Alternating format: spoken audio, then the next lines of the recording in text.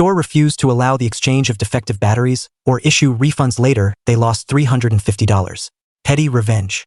This happened mid-2020 during COVID. As a farmer, I can't take a break from anything due to the pandemic, although I still had to deal with local and state laws like masks in stores and 6 feet distance. I was getting my combine harvester cleaned up, lubed, right implement attached, removed a few dead mice that got caught inside and died, and ready to start harvesting wheat. The wheat, when planted in late fall or early winter, are meant to be harvested by late summer, and the window to harvest them can be mere weeks. Anyway, I noticed the harvester was not starting up, and when I checked, the battery wasn't holding any charge. Trickle charger ran for a few days and the battery remained well below minimum required power. I guess the cold winter may have sapped the battery and it was already old. I went to a local farming store to get a new battery.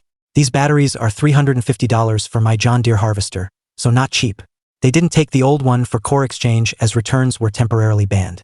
I could take it later and get the core fee back. I got it in and checked. Click nothing. I checked the battery, deader than a doornail. My trickle charger couldn't detect the battery.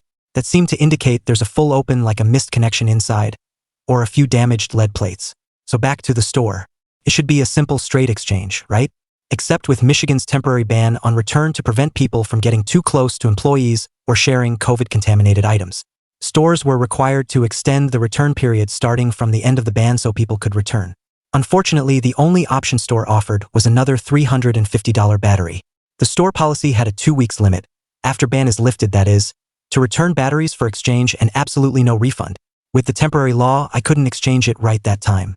I asked if they could sell it now and issue a refund on the dead battery later when the restriction is lifted. They said no. I can't wait until the ban is lifted to exchange the dud, as my unharvested crop could be ruined if the ban remained well into winter. I involved my credit card company because I was getting screwed out of $350 with a dead battery, no exchange allowed, and no refund later. I ended up in a 3-way call hell for some time with my credit card bank and the store. They tried to find compromises like loading me another combine harvester. When I told them what model and size mine is, they looked up. They only had model FUT3 and 1.4, FUT for fucking useless tractor, barely bigger than a lawnmower and not enough HP to handle any of the harvester implement or to tow the grain wagon for wheat dump. Thus renting from another place would be the only option. Heart attack inducing $75 per hour, and I told them 1,100 acres to be farmed, with an average 30 hours to clear it at best. They suggested sending some local employees to help hand gather wheat. Sir, do you know how much 1,100 acres of wheat is? 1,100 acres is roughly 1 3/4 square miles, 4.5 kilometers for the non-Americans.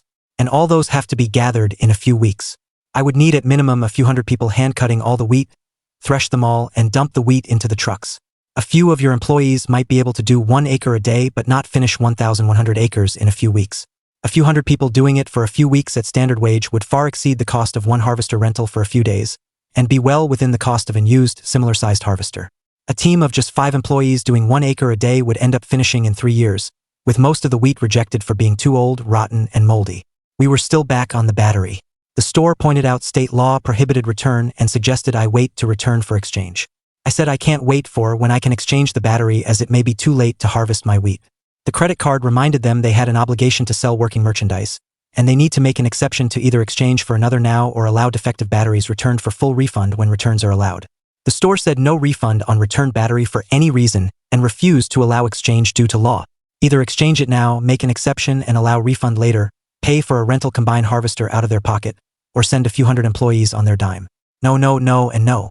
Ultimately, the CC ruled in my favor and the store was told they can come and pick up the dead battery anytime for the return.